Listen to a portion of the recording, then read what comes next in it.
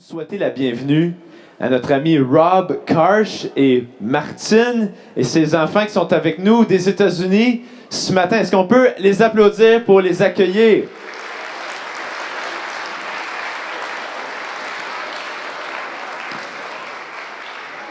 C'est certain que pour la majorité d'entre vous, Rob n'a pas besoin d'introduction, mais pour les quelques-uns ici qui ne connaissent pas ce nom, Rob Karsh vient de l'Oregon, mais il a marié Martine, une fille, une Québécoise, et avec moi ici, on a été les deux, l'équipe qui sont venus ici avec un noyau de l'église de Mascouche pour commencer Ecclésia. Ça fait maintenant un peu plus que 8 ans.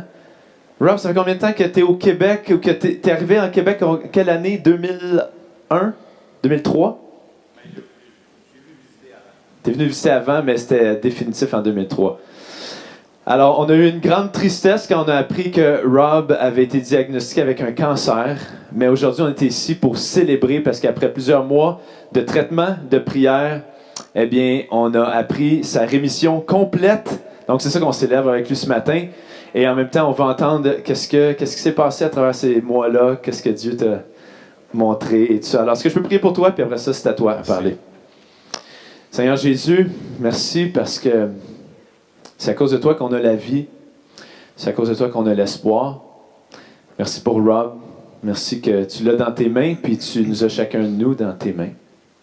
Et Seigneur, je te demande qu'on ait juste un cœur ouvert ce matin pour entendre, puis recevoir pour chacun de nous aussi ce qu'on a besoin d'entendre ce matin. Amen. Amen. À toi, Rob. Merci. Ça marche, ça? C'est bon? Bon matin, tout le monde. Si vous voulez retourner dans vos Bibles, à Romains, chapitre 5, l'Épître aux Romains, chapitre 5, vos Bibles, vos téléphones, votre iPad, vos ordi, je sais pas. Et je n'avais pas d'imprimante hier soir. Alors, c'est la première fois dans ma vie que je prêche avec un iPad. Et ça fait depuis 1 an que je n'ai pas prêché en français. Alors, ça risque d'être rock'n'roll ce matin. Ça va être bon. Bon matin tout le monde. Comme plusieurs d'entre vous, vous savez que Jacob vient de dire aussi, c'était 36 heures avant que ma famille et moi, que nous partons de Colorado pour venir au Québec et partir pour aller dans la francophonie en France. C'était le 17 décembre 2015, jeudi après-midi, que moi j'ai reçu des nouvelles que moi j'ai le cancer. Tous nos plans ont été bouleversés. On pensait qu'on avait des bons plans, mais nos plans ont été détruits. Alors, quoi faire maintenant? Quoi faire avec nos vies? Quoi faire avec tout ça? Mais comme vous le savez, comme Jacob a dit, moi je suis arrivé au Québec en 2003, je me suis marié avec Martine. En 2002, nous avons 2 enfants. Ils sont là. Caleb et Constance et Martine et je ne sais pas c'est qui ce gars-là, à côté. Mais c'est un privilège d'être ici, d'habiter au Québec, d'aimer le Seigneur, parler de Jésus et de l'espoir que nous avons en lui ici au Québec et de voir des fruits, de voir des gens qui viennent à Jésus, qui mettent leur foi en Jésus. Et en 2014, nous avons passé le bâton de leadership aux anciens avec Jacob ici, en 2014 ici, et aussi à Jean-Sébastien Morin, à l'église à Deux-Montagnes aussi, en 2014. Et par la suite, moi puis ma famille, nous sommes retournés au Colorado on pensait que ce serait pendant à peu près un an, avec le but de rencontrer d'autres églises aux États-Unis et partager ce qui se passe au Québec et aussi de prier par rapport à l'avenir. Et nous avons on pensait qu'on avait un plan qui faisait du sens pour retourner dans la francophonie. On pensait qu'on avait un plan qui faisait du sens. J'ai commencé le chimio le mois de février passé. Je viens de terminer, il y a une couple de semaines, 6 cycles de chimio. J'ai perdu environ 20 livres. Ça, c'est une stratégie de perte de poids, un peu haut de risque. J'ai perdu des cheveux. J'ai toujours pensé que j'allais perdre des cheveux, mais je ne savais pas que ce serait à cause de la chimio. Moi et ma femme, on est plus proches que jamais.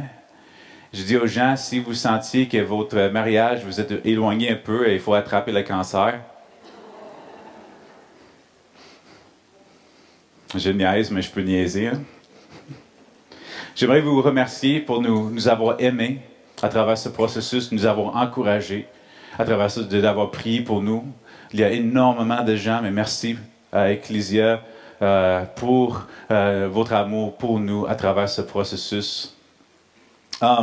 Mais je sais aussi que pour nous autres, ce voyage a été inattendu. C'est un voyage inattendu pour nous. Mais je sais aussi que plusieurs d'entre vous, vous êtes en train aussi de vivre des voyages inattendus dans vos propres vies aussi. Et on se connaît, je connais quelques-uns de vos histoires, mais il y en a d'autres que je connais pas vos histoires. Soit qu'on a déjà vécu des histoires, des voyages inattendus, soit qu'on est en plein milieu des voyages inattendus où nous allons vivre des voyages inattendus. Vous aviez un plan qui faisait du sens. Ce plan a été déchiré d'entre vos mains. C'était une façon assez violente pour nous dire qu'on prenne conscience du fait que ce monde, cette existence sur Terre n'est pas aussi doux, n'est pas aussi gentil qu'on avait pensé. Pas long après que j'ai eu des nouvelles que j'avais le cancer, ma sœur m'a appelé. Et ma sœur qui habite à Washington D.C. m'a appelé, on a parlé au téléphone et elle pleurait. Et c'est comprenable, son frère avait le cancer. Et entre les sanglots, elle m'a expliqué que pour la première fois dans sa vie, elle s'est rendue compte jusqu'à quel point le péché, ce que la Bible appelle le péché, est entré dans la création, même dans nos propres cellules biologiques dans nos corps.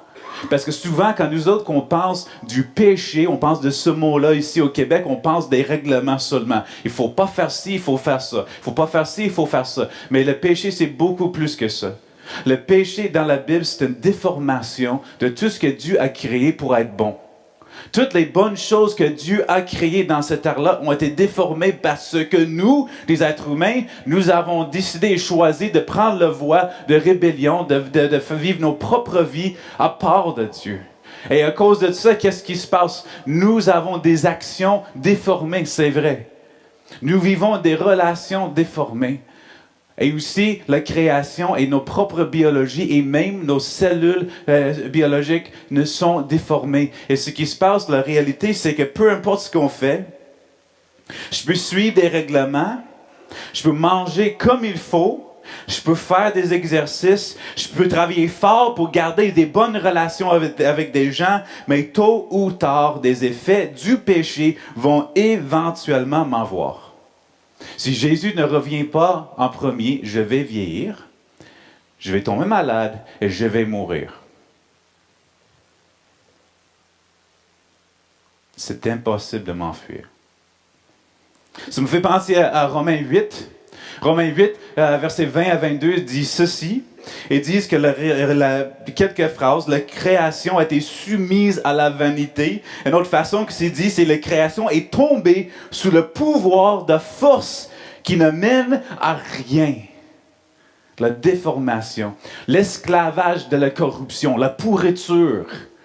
Et oui, il y a vraiment des belles choses dans cette vie. Mais il y a aussi des choses qui ne doivent pas être comme elles sont. Mais juste des nouvelles dernièrement, le terrorisme, l'État islamique, des gens qui se font des toueries, des choses, ça ne doit pas être comme ça. Mais parce que nous avons tourné de Dieu et sa voix d'amour, sa voix parfaite, sa voix belle voix, nous vivons ça entre nous. Même la création tout entière soupire et souffre les douleurs de l'accouchement. Même la création a hâte de passer à ce qui s'en vient. Et la Bible nous dit qu'à l'avenir, ce qui va arriver, c'est que Jésus va revenir. Et il va tout refaire le monde pour avoir une nouvelle création, une nouvelle terre, un nouveau ciel. Ça va être comme il faut, sans le péché, sans la pourriture, sans la corruption, sans la guerre, sans la mort, sans ces choses. Et la création soupire auprès de ça. Et nous aussi. Mais maintenant, on est ici.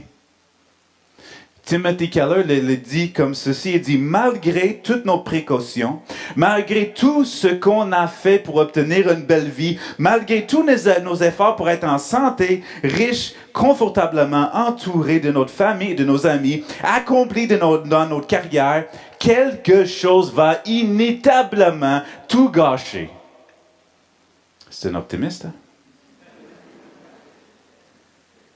Mais c'est ça notre situation. Et Dieu est réaliste. Dans la Bible, Dieu nous donne exemple après exemple des gens qui sont en train de passer à travers un monde déformé. Ce matin, nous allons regarder 3 vérités qui remplacent la crainte de l'inattendu avec la confiance de ce qui est certain. Et voici les 3 vérités qui nous donnent la confiance face à l'inattendu que nous allons regarder ce matin. Pendant vos voyages, chacun de vos voyages inattendus et souffrants que vous êtes en train de vivre maintenant, Dieu, numéro 1, agit au milieu de l'inattendu. Nous ne sommes pas abandonnés. Numéro 2, Dieu nous tient au milieu de l'inattendu. Rien ne peut nous séparer de l'amour de Christ dès qu'on devient ses enfants.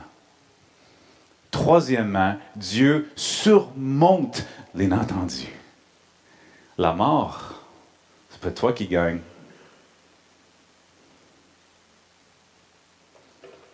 J'ai mal compris. Seigneur, nous avons quelques minutes qui nous restent.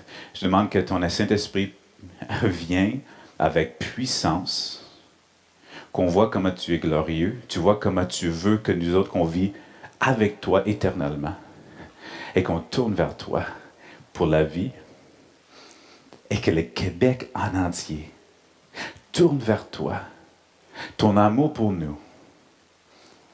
Tout le Québec soit ébranlé par ton amour. On arrête de vivre dans nos propres chemins, nos propres vies, mais on tourne vers toi pour la joie, pour l'espoir, pour l'espérance, sachant que tu es un bon Dieu. Travaille comme ça ce matin, Seigneur, s'il vous plaît. Amen. Numéro 1, ce matin, la première vérité. Dieu agit au milieu de l'inattendu, qui veut dire, pendant nos voyages inattendus, la souffrance qu'on vit, nous ne sommes pas abandonnés. Oui, c'est vrai, nos plans ont été détruits. Oui, notre voyage à nous a été détourné. Mais Dieu travaille encore. Il accomplit un plan encore plus grand. Et on le voit à travers la Bible. Et voici quelques histoires qu'on voit à travers la Bible qui roulait dans ma tête à travers ce processus. Premièrement, nous autres, on connaît l'histoire de Daniel, le prophète Daniel. Si on se souvient, Daniel, il habitait à Jérusalem. Et quand il était jeune, il avait peut-être 10, 11, 12, 13, 14 ans environ. Il était assez jeune, on ne sait pas exactement à quel âge. L'armée babylonienne est arrivée, on parle d'environ 500, 600 ans avant Jésus-Christ. Il y a 2500 ans.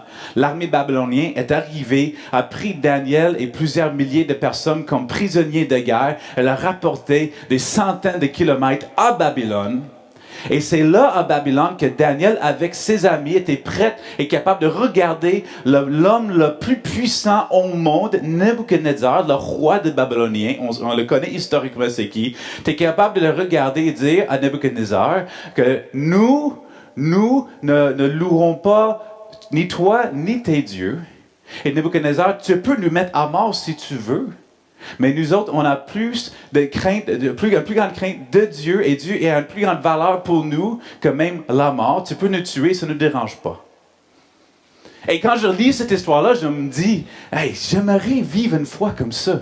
J'aimerais vivre sans avoir la crainte qui presse sur moi. Mais par la suite, j'ai commencé à réfléchir sur Daniel et sa vie. Et les 4 premiers versets du livre de Daniel, ils me frappent encore. Et je me demande, quelle sorte d'homme Daniel aurait été si à l'âge de 10, 11, 12, 13 ans, il n'avait pas vécu la terreur à Jérusalem de voir l'armée babylonienne qui entoure sa ville. Je me demande quelle sorte d'homme Daniel aurait été si lui avait grandi une vie normale à Jérusalem avec ses amis en train de jouer le hockey, aller à l'église et juste vivre, éventuellement se marier et tout ça. Je me demande quelle sorte d'homme Daniel aurait été s'il n'avait pas vu l'armée babylonienne qui rentre et qui détruit les murs, qui rentre dans la ville de Jérusalem. Et commencer à tuer des gens que Daniel aimait, les gens dans sa famille, ses amis. Il n'avait pas vu l'armée babylonienne qui commence à détruire des bâtiments, des maisons, des quartiers dans lesquels Daniel avait joué avec ses amis, les voir mis en feu et vivre ce genre de crainte et de terreur. Je me demande quel genre d'homme Daniel aurait été s'il n'avait pas été pris comme prisonnier de guerre, enchaîné avec plusieurs autres, des milliers d'autres, et ramené des centaines de kilomètres, et voir plusieurs personnes mourir sur la route. Et je me demande quelle sorte d'homme Daniel aurait été si son caractère, à travers ce voyage souffrant et inattendu, n'a pas été forgé, si sa crainte de la mort n'a pas été remplacée par la crainte de Dieu. Je pense à Ruth. On connaît Ruth dans l'Ancien Testament, la femme exemplaire. Et on connaît son histoire à elle, la foi incroyable qu'elle avait. Mais on connaît son histoire. C'était une femme elle était mariée, elle avait un mari. Et premièrement, qu'est-ce qui arrive? C'est qu'elle n'a pas pu avoir d'enfant. Elle vit ce deuil. Et par la suite, son mari meurt. Et par la suite, son beau-frère meurt. Et par la suite, son beau-père meurt. Par la suite, elle suit sa belle-mère à un autre pays qu'elle ne connaît pas. Et c'est là-bas qu'elle démontre une foi extraordinaire. Une foi où est-ce qu'elle fait confiance à Dieu, peu importe. Mais c'est une foi qui a été forgée à travers des voyages inattendus, à travers la vallée de l'ombre de la mort qu'elle a passé encore et encore et encore et encore. Et je me demande, par la suite, quand elle a accouché comme femme de Boaz, la joie qu'elle a vécue, si cette joie aurait été possible de vivre sans avoir été forgée et formée à travers ces voyages inattendus. Et je me demande jusqu'à quel point cette foi a tombé, a roulé comme un torrent sur ses enfants, sur ses petits-enfants, et même son arrière-petit-fils, qui est devenu le plus grand roi de l'histoire d'Israël. Et je me demande combien de fois que David, le roi d'Israël, en grandissant, il avait entendu des histoires de son arrière-grand-mère, Ruth. Toute la souffrance qu'elle a vécue, tous les deuils qu'elle a passés à travers. Mais elle faisait confiance à Dieu, peu importe. Et Dieu était bon. Et David, son caractère, lui, était forgé à travers les histoires de son arrière-grand-mère. Je pense à Daniel, je pense à Ruth dans la Bible. Mais autour de nous maintenant, il y a des atroces qui se passent autour de nous. Juste la semaine dernière, les touris qui est arrivé. Mais nous savons depuis l'automne passé, les millions de réfugiés qui quittaient le Moyen-Orient, de la Syrie et d'ailleurs de l'Irak, du nord de l'Irak, à cause des choses comme l'État islamique, comme les guerres qui se passent. Et on se demande, qu'est-ce qui se passe avec tout ça? Mais Dieu travaille là aussi. Dieu, c'est pas lui l'auteur du mal, mais lui est capable de travailler autour du mal. Et j'ai des amis, par exemple, qui habitent maintenant, ils habitent à Vienne. Est-ce que ça se dit? Aide-moi là. En Autriche, la ville, dans cette région ici. Et à travers environ, je pense que c'était environ 4 mois, à la fin de 2015, il y avait environ 800 000 réfugiés de la Syrie qui ont passé par là. 800 000. Et à travers ce processus-là, ça faisait depuis 7-8 ans qu'ils étaient en train de développer un réseau d'églises pour accueillir des réfugiés. Mais il y a 7-8 ans, ils n'avaient aucune idée ce qui allait arriver avec des réfugiés. Alors, ce qui est arrivé finalement, quand les 800 000 réfugiés arrivaient, il y avait un réseau d'églises qui était prêt de les accueillir avec l'amour de Jésus. Et là, j'entends histoire après histoire des chrétiens, ceux qui sont transformés par Jésus, qui vivent ce genre d'espoir et de joie, qui sont capables d'aimer des réfugiés d'une façon que ceux en Autriche, quand ils ont peur des réfugiés, les chrétiens disent, on n'a pas peur, qu'est-ce qui va arriver? Un jour, on va être avec Jésus, au pire. On va aller les aimer en Autriche. On va les aimer. Je connais des histoires en Allemagne. Je connais des histoires en Italie. Je sais que pour moi, je n'amènerai peut-être pas ma famille en vacances en Afghanistan. Mais j'amènerai mes enfants en vacances en Autriche, ou en Grèce, ou en Italie, ou en Espagne. Et je n'ai pas assez de temps ce matin, mais je connais des histoires des gens qui ont été les familles déracinées de l'Irak. Ils vivaient des voyages inattendus et souffrantes. Et ils passaient des milliers de kilomètres pour arriver à des places comme Autriche et aussi en Espagne. Et c'est là-bas qu'ils entendent parler de l'amour de Jésus pour la première fois dans leur vie. C'est presque comme si Dieu se sert du fait que l'État islamique vide des places difficiles à atteindre avec l'Évangile pour que des familles entendent pour la première fois la bonne nouvelle que Jésus leur donne. Ils travaillent dans et parmi l'inattendu. Dans ma vie personnelle, dans ma vie à moi, aimeriez-vous savoir connaître le nom de ma voisine au Colorado, son nom? Elle s'appelle Annette Laporte. Savez-vous quelque chose d'autre? Elle a commencé le chimio le jour avant moi. On a passé à travers le chimio ensemble. Annette, moi puis Annette. Son mari Daniel. Elle ne parle plus en français parce qu'elle avait oublié, mais elle avait grandi à Nouveau-Brunswick et par la suite en Ontario, par la suite au Colorado. Et on a parlé, j'ai passé du temps avec elle presque chaque semaine. Je lui ai donné quelques livres qui parlaient de l'espoir en Jésus, même à travers le cancer. Et là, elle a dévoré parce que moi et elle, on partage. Comment va le chimio cette semaine? Combien de fois as-tu vomi? Mais moi, j'ai vomi. Voici. OK, comment va? Comme telle autre chose. Ça c'est dur. Ça, c'est difficile. Et on partage aussi. J'ai encore un port, si vous connaissez ça. En tout cas, on partage ça. Comment ça va? OK. Mais elle lit l'espoir qu'on peut avoir en Jésus. Et elle m'a dit, il y a une couple de semaines, on se parlait ensemble, elle pleurait. Elle me dit, Rob, je sais pourquoi j'ai eu le cancer. C'est elle qui me dit ça, c'est pas moi. J'ai dit, pourquoi? J'ai dit, j'ai eu le cancer pour que je puisse rencontrer et devenir proche de Dieu. Elle m'a dit, mettons, Rob, si Dieu t'a fait déménager, de te ramener du Québec au Colorado, et par la suite, c'est elle qui me dit, OK?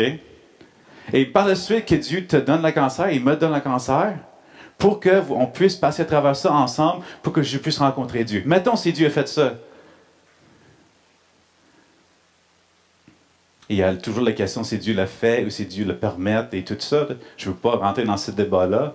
Mais Dieu s'est servi et Dieu travaille au milieu de l'inattendu. Et j'aimerais vous dire quelque chose, que si le but de ça, le but de mon cancer à moi, c'est pour que je puisse partager l'amour de Jésus avec Annette pendant que nous deux, on est en train de vomir à cause de la chimio, ça vaut la peine. Alors, on regarde en arrière, on regarde les histoires de Daniel, on regarde l'histoire de Ruth, on regarde ce qui se passe en Autriche, on regarde aussi avec Annette, et ça nous donne la confiance dans nos propres voyages inattendus. Nos propres à nous. Romains, même Dieu travaille au milieu de nous aussi. Qu'est-ce qui se passe? Nous sommes frappés. Romains 5, versets 3 à 4, se dit ceci. Bien plus nous sommes fiers même de nos détresses. Mais les détresses, c'est mauvais. C'est une mauvaise chose, une détresse. Mais pourquoi on est fier? Sachant que la détresse produit la persévérance. La persévérance, ça c'est bon. La persévérance, la victoire dans l'épreuve, ça c'est bon. La victoire dans l'épreuve, l'espérance. Et l'espérance, ça c'est bon. Et si la détresse produit l'espérance, finalement, je peux être fier même dans mes détresses à moi. Mon amie Cathy, aussi au Colorado, elle m'a parlé de son voyage à travers le décès de sa mère. Et c'était difficile, c'est sûr qu'elle vit des grands deuils parce qu'elle a perdu sa mère. Mais elle me dit ceci, elle me dit, Rob, la démarche que j'ai entreprise était pour le royaume de Dieu. Maintenant, Dieu, pour se servir de moi, par ses diverses expériences, pour le royaume de Dieu. Elle me dit aussi que, Rob, Dieu ne gaspille pas notre souffrance. Notre souffrance est utilisée pour le royaume de Dieu à condition que nous laissions Dieu l'utiliser. Charles Dickens, un auteur, un écrivain anglais, a dit ceci. Il a dit, la souffrance était plus puissante que tout autre enseignement et m'a appris à comprendre ce qu'il avait dans ton cœur. J'ai été tordu et brisé, oui, mais je l'espère, pour me façonner en quelque chose de mieux.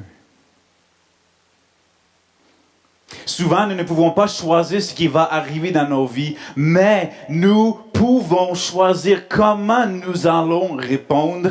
Nous pouvons contourner notre amertume vers le Seigneur qui a choisi d'entrer dans nos souffrances, dans la personne de Jésus, pour que nous puissions expérimenter sa restauration. Alors nous mettons notre confiance en Dieu. Dieu est digne de notre confiance. Dieu agit même dans ce qui est inattendu. Vivre par la foi, par contre, suivre Jésus, selon les Écritures, peut avoir l'air vraiment différemment de ce que nous avons entendu. Peut-être il y a des gens qui disent que suivre Jésus, mettre la foi en Jésus, tout va bien aller. Mais Mark Noll, c'est un historien, il dit ceci, il dit que les évangéliques, prennent trop facilement pour acquis que la vie chrétienne ordinaire est une vie de prospérité, de triomphe et de réussite, plutôt qu'une vie de marginalité, de pauvreté et d'échec mondain. Et la plupart du temps, c'est ça notre appel. Suivre Jésus, prendre ta croix, et suis-moi. Ce n'est pas un appel facile, mais c'est un appel rempli de l'espérance. Alors Dieu, il travaille au milieu de l'inattendu.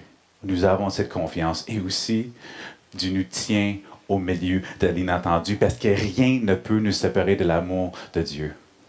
Romains 8, tournez dans vos Bibles, dans Romains chapitre 8, si vous avez vos Bibles ou sur votre téléphone. Romains chapitre 8, à partir de verset 35, Romains 8, 35.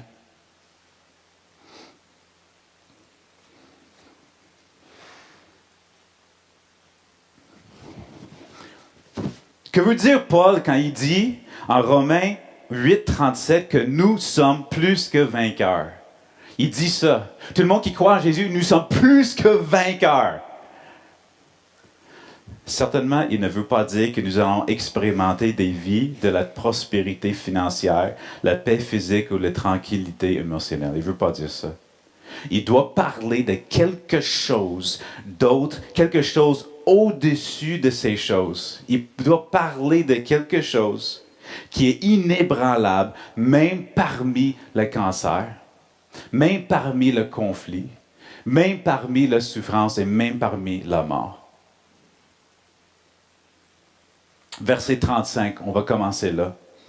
Qui nous séparera de l'amour de Christ? Serait-ce la détresse, l'angoisse, la persécution, la faim, le dénuement, le danger ou l'épée?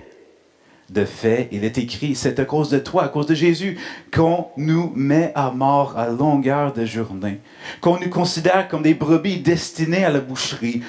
Au contraire, dans tout cela, nous sommes plus que vainqueurs grâce à celui qui nous a aimés. Alors, d'être plus que vainqueur ne veut pas dire que je serai à l'abri de tout cela. De tout cela, c'est du quoi?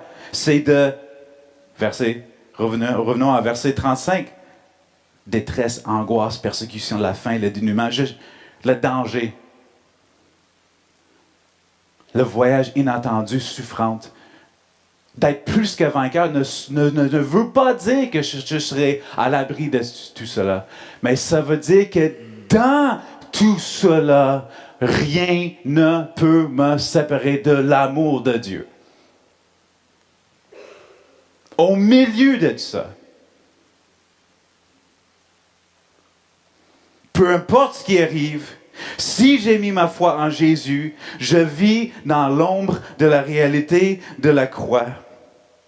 Et ces effets, les effets de la croix, ils pénètrent tout aspect de ma réalité et je suis attaché à l'amour de Christ et rien ne peut me séparer de lui.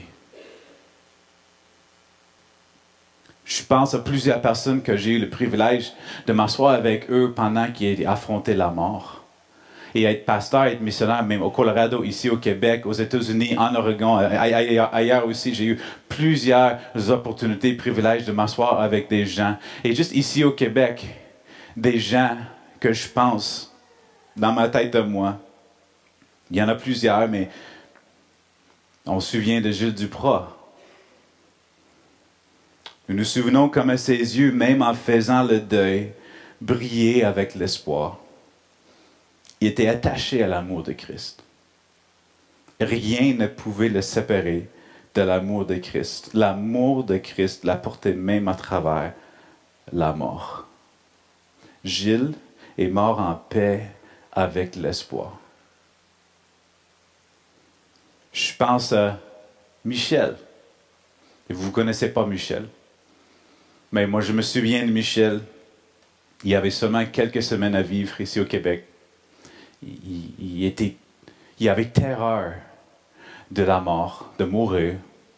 Il s'est réveillé pendant la nuit avec des cauchemars, il criait, et même il criait pendant, il dormait, parce qu'il avait tellement peur que sa peau il y avait des cicatrices, il saignait. Il voulait me parler parce qu'il savait que j'étais un genre de pasteur, quelque chose. Il voulait savoir ce qui se passe après la mort. Alors, je suis allé avec lui, j'étais à l'hôpital avec lui. Il y avait une couple de semaines à vivre. Et il m'a demandé ce qui se passe après la mort. Et on a commencé à parler de ça. On a ouvert la Bible ensemble. On a passé peut-être 45 minutes, 1 heure ensemble, quelque chose comme ça. Mais dans 5 minutes, si je peux partager ça. Je vais expliquer, écoute Michel, ce qui se passe, c'est que Dieu a créé la terre d'une bonne façon. Il est créé d'une belle façon. Il est créé à des êtres humains pour vivre en relation avec lui. Mais nous sommes tournés, on est détournés. C'est détourné de lui pour vivre nos propres chemins. Et nous, on a amené le péché dans ce monde et c'est tout déformé, tout. Et à cause de ça, toutes les choses que nous autres qu'on fait, les choses qu'on fait, ça devient comme les fardeaux sur nos épaules à nous autres. Et Dieu est en colère contre le fait qu'on a déformé sa création, on a déformé des relations, on a déformé tout ça. Et est en colère contre ça, et de l'abus, et de la guerre, et tout ce qui se passe parce que nous avons tourné à nos propres voies, tourné de Dieu. Mais Dieu, il veut pas que nous autres, qu'on vit sa colère à lui, sa juste colère. Alors c'est pour ça que Dieu est venu sur terre, il a marché sur terre dans la personne de Jésus. Il a vécu une vie parfaite sur terre et par la suite il s'est mis sur la croix. Il est mort sur la croix. Et toute la colère de Dieu pour toutes les atroces et toutes les choses à travers l'histoire de l'être humain, de l'humanité et de la terre était tournée vers Jésus. Et c'est pour ça que la croix était si terrible. Parce que Dieu était en colère contre l'abus, contre la déformation, contre tout ce qu'on fait contre lui. Et ce qui se passe, par la suite, Jésus, il est mort après avoir satisfait la colère de Dieu. Et par la suite, il est ressuscité. Il a vaincu la mort, il a vaincu le péché, il a vaincu nos ennemis spirituels. Et Michel, j'ai dit, il nous invite maintenant de devenir ses enfants, de tourner vers lui pour recevoir le pardon, pour recevoir la vie éternelle. Et si nous autres, on tourne vers lui, on dit, oui, c'est vrai, moi, c'est vrai, je fais partie de ça. J'essaie de vivre ma propre vie. J'essaie de tourner sur ma propre voie. Au lieu d'aimer les autres, je suis égoïste dans ce que je fais. C'est vrai, je vais essayer de vivre avec Dieu là-bas, je tourne mon dos à lui. Je sais que j'ai fait ça, j'admets ça. Maintenant, je tourne vers Dieu, je dis, Dieu, je sais que toi, ce que tu as fait sur la croix pour moi dans la personne de Jésus, je te fais confiance et je te demande de me pardonner. Et je te crois comme mon propre sauveur, le seul sauveur sur la terre. Et quand je fais ça, je tourne vers lui avec foi. Il enlève tout le mal qui est sur moi. Il le met sur Jésus. Il prend la perfection de Jésus. Il le met sur moi. Et à ce moment-là, je suis pardonné. Et à ce moment-là, je reçois son esprit. À ce moment-là, je deviens son enfant. Je suis adopté dans sa famille. Et par la suite de ça, je suis attaché avec l'amour de Dieu. L'amour qu'il m'a montré à travers Jésus-Christ. Et par la suite, quand je meurs et quand à la résurrection qui s'en vient, une autre résurrection qui s'en vient, quand je me fais ressusciter et je suis face à Dieu, au lieu de me faire juger par le mal que j'ai fait, parce que Dieu ne veut pas qu'on se fait juger par ça, parce qu'il sait qu'on n'est pas capable de le soutenir. Au lieu de me faire juger, je rentre devant Dieu comme son enfant. Il m'invite, il m'accueille dans sa maison, avec lui, dans sa présence pour le restant de l'éternité. Et j'ai demandé à Michel, veux-tu ça? Veux-tu recevoir ça, ce pardon qui a été fait à cause de la prix que Jésus a payé sur la croix? Et sa réponse était oui, je veux ça. Alors moi et Michel, à l'hôpital, cette journée-là, nous avons prié ensemble. Et la transformation était immédiate. Ses yeux brillaient, la tension est partie, la confusion est devenue l'espoir, la terreur est devenue la paix, les cauchemars sont arrêtés et Michel était maintenant attaché à l'amour de Jésus-Christ. Rien ne pouvait le séparer de Jésus à ce moment-là. Michel est mort environ 2 semaines plus tard. Il n'était plus terrifié. Il vivait en paix. Et dès que nous sommes attachés à l'amour de Jésus-Christ, nous vivons dans les effets de la croix. Et peut-être voudrez-vous aussi prendre le même choix que Michel avait pris ce jour-là. Tourner vers Jésus. De vivre dans la paix et vivre avec cet espoir et être un enfant de Dieu. Ça continue, Paul continue, il dit, en effet, verset 38 dans vos Bibles, en effet, j'ai l'assurance que ni la mort, ni la vie, ni les anges, ni les dominations, ni le présent, ni l'avenir, ni les puissances, ni la hauteur, ni la profondeur, ni aucune autre créature ne pourra nous séparer de l'amour de Dieu manifesté en Jésus-Christ, notre Seigneur. Qu'est-ce que ça veut dire? Ça veut dire que la mort ne peut pas me séparer de Jésus-Christ. Ça veut dire qu'une vie difficile, de la souffrance et douleur ne peut pas me séparer de l'amour de Christ. Ça veut dire qu'aucun être angélique ne peut me séparer de l'amour de Christ. Ça veut dire qu'aucune présence démoniaque ne peut me séparer de l'amour de Christ. Ça veut dire que rien dans ma vie actuelle ne peut me séparer de l'amour de Christ. Ça veut dire qu'aucun souci de l'avenir ne peut me séparer de l'amour de Christ. Ça veut dire que rien de grand ni petit ne peut me séparer de l'amour de Christ. Ça veut dire qu'il n'y a aucune puissance assez puissante dans l'univers qui est capable de me séparer de l'amour de Jésus-Christ. C'est des bonnes nouvelles.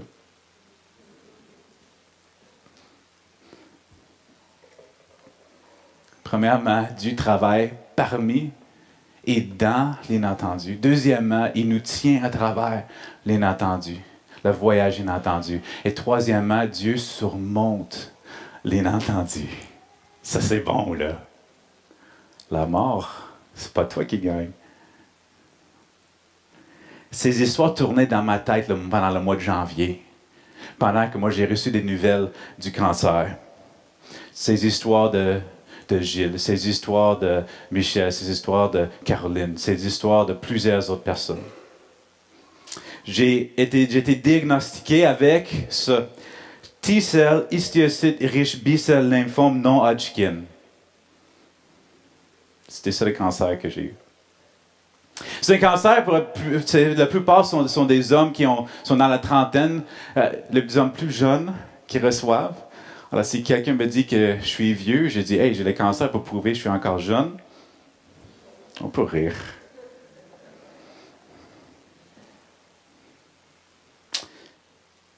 Mais c'est ça qui est arrivé. Il fallait que j'attende quelques semaines pour passer à travers tous les examens nécessaires pour savoir exactement à quel point ce cancer a disséminé dans mon corps. Et c'était difficile à attendre. Je n'avais aucune idée jusqu'à quel point le cancer était sérieux parce que je connaissais plusieurs autres personnes aussi qui avaient reçu des nouvelles, qui avaient le cancer et passaient à travers les tests et par la suite qui ont été dit que tu as 2 mois à vivre, tu as 4 mois à vivre. Je connais des gens comme ça, peut-être vous autres vous connaissez des gens comme ça, je ne savais pas. La deuxième biopsie a confirmé que j'avais un cancer d'au moins stade 1. Le CT scan, je ne sais pas comment dire ça en français, mais le scan a confirmé que j'avais un cancer d'au moins stade 3. Mais il fallait que j'attende. Alors j'étais obligé d'attendre pour que la biopsie de la moelle osseuse et le PET scan me montrent si mes organes principaux étaient atteints, si ma moelle osseuse a été atteinte, je ne savais pas.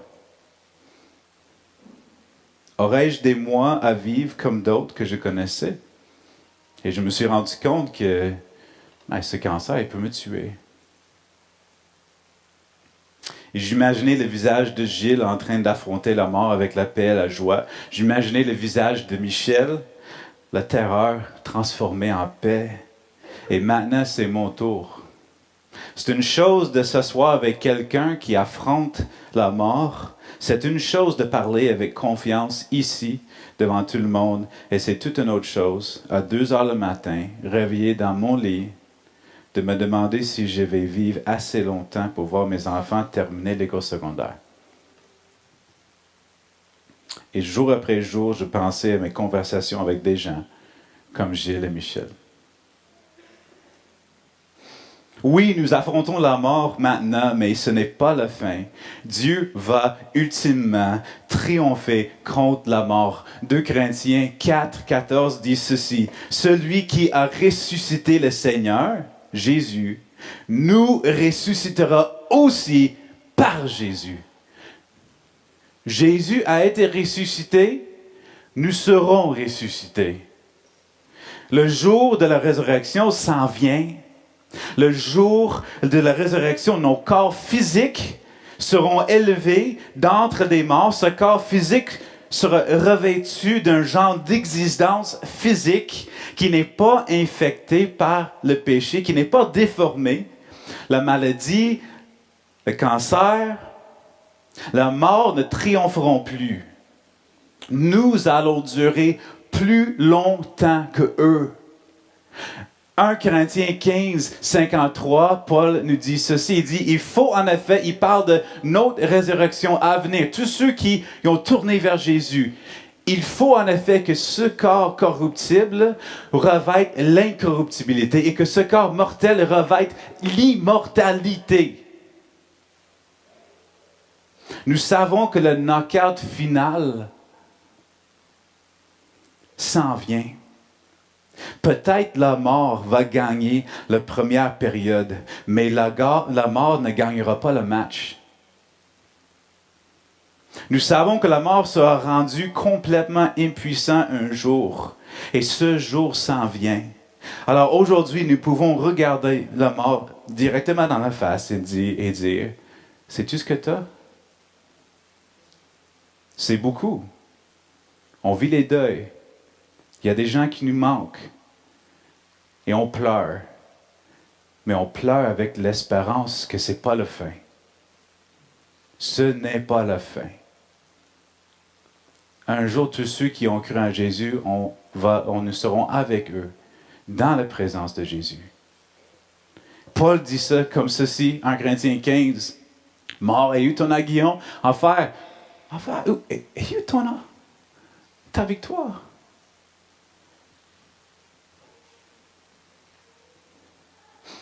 Timothée Keller dit ceci quand il parle de notre résurrection à nous. Il dit, mais la résurrection est bien plus qu'une consolation de notre résurrection. C'était une restauration.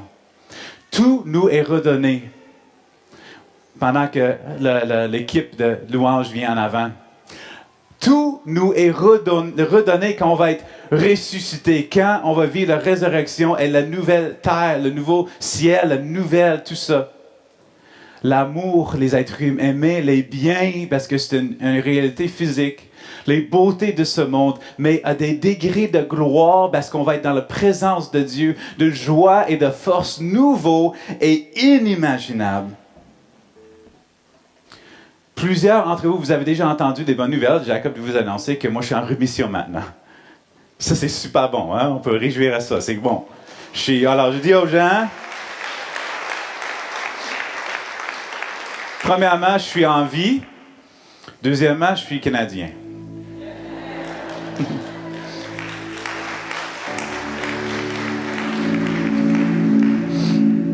Mais il ne faut pas se tromper. On n'est pas sorti du bois. OK? À travers les 2 prochaines années, il va y avoir une décélération graduelle des rendez-vous avec mon médecin, des tests, des scans, et selon quelques études, la sorte de cancer que j'ai les chances de survivre jusqu'à 5 ans. J'ai à peu près une 50% de chances de survivre ça. Et aussi, selon d'autres études, d'ici 6 mois, 25% des gens se revient le cancer. C'est la réalité. Comment est-ce que ça affecte nos prochaines étapes de nos familles? Nous autres, on ne sait pas. Alors, on vous demande de prier pour nous, que Dieu nous montre quelles sont les prochaines étapes pour nous. Ce que Dieu fait pour moi à travers ça, c'est de me rendre face à la présence continuelle de la mort devant moi, devant nous. Ce corps ici, ça peut durer un autre 6 mois, un autre 5 ans, un autre 40 ans. La mort est devant ma face. Mais à cause de la résurrection, je n'ai pas besoin d'avoir peur de la mort. Et vous et toi, dans ton voyage inattendu, dans ta souffrance que vous viviez maintenant, tu n'as pas besoin d'avoir peur non plus. De la même façon que Gilles et Michel ont affronté ce test ultime avec la confiance que Dieu agit parmi l'inattendu, Dieu te tient parmi l'inattendu. Et avec la confiance que Dieu surmonte l'inattendu. Christ est mort sur la croix, il est mort pour nos péchés. Il est mort pour triompher contre les péchés, la mort et nos ennemis spirituels. Et quand nous mettons notre foi en Jésus, nous recevons son esprit. Nous recevons la promesse de la vie éternelle. Nous rejoignons à son royaume, comme il est en train de restaurer cette terre brisée. Nous faisons partie de son histoire plus grande. Nous commençons de vivre dans les effets de la mort et résurrection de Jésus dans le passé. Alors nous regardons en arrière, c'est vrai, la croix, les effets de la croix, mais nous regardons aussi vers l'avenir. Nous regardons vers le jour quand la mort ne sera pas jamais une réalité. Nous regardons vers le jour quand Jésus va revenir. Nous regardons vers l'avenir de notre résurrection à venir. Et maintenant, quand nous autres, on tourne vers Jésus, on est affectés par ces 2 réalités en même temps. Nous vivons dans l'entre-deux. Entre la résurrection de Jésus et l'avenir de Jésus. L'avenir de Jésus est notre résurrection qui s'en vient. David Bosch, il dit ceci, et j'aime ça. Notre future résurrection est non seulement une réalité future vers laquelle nous sommes en chemin, elle a envahi et rempli notre existence physique et temporelle, et elle est en train de la transformer. Alors maintenant, nous sommes libres de vivre dans l'entre-deux. Alors, qu'est-ce que ça veut dire? Qu'est-ce que ça veut dire si Dieu agit dans l'inattendu, si Dieu me tient dans l'inattendu, si Dieu surmonte l'inattendu? Qu'est-ce que ça veut dire? Ça veut dire que je peux lever mes yeux pour voir plus loin qu'aujourd'hui. Ça veut dire que je peux prendre des risques aujourd'hui, même au milieu de l'inattendu. Ça veut dire que je peux aimer quelqu'un qui est difficile. Ça peut dire que je peux voir plus loin que ma lutte avec l'anxiété et la dépression, parce qu'un jour, à la résurrection, je ne lutterai plus.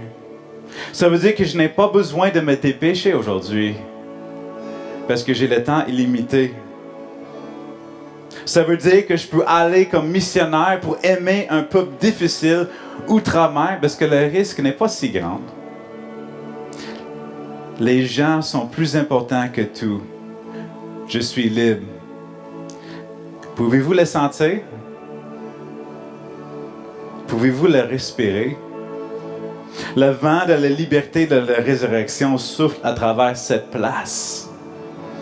La liberté de la peur, la liberté de l'anxiété, la liberté d'être radical, la liberté pour aimer, la liberté pour poursuivre la cause de la justice, la liberté pour espérer, la liberté pour vivre dans l'entre-deux, la liberté pour rêver, la liberté pour suivre Jésus, sachant que nous serons avec lui pour toujours, peu importe. La mort à la langue, c'est pas moi qui va mourir. Comme John Donne a dit dans son poème, il dit, « Oh mort, tu vas mourir. » Amen. Chantons ensemble.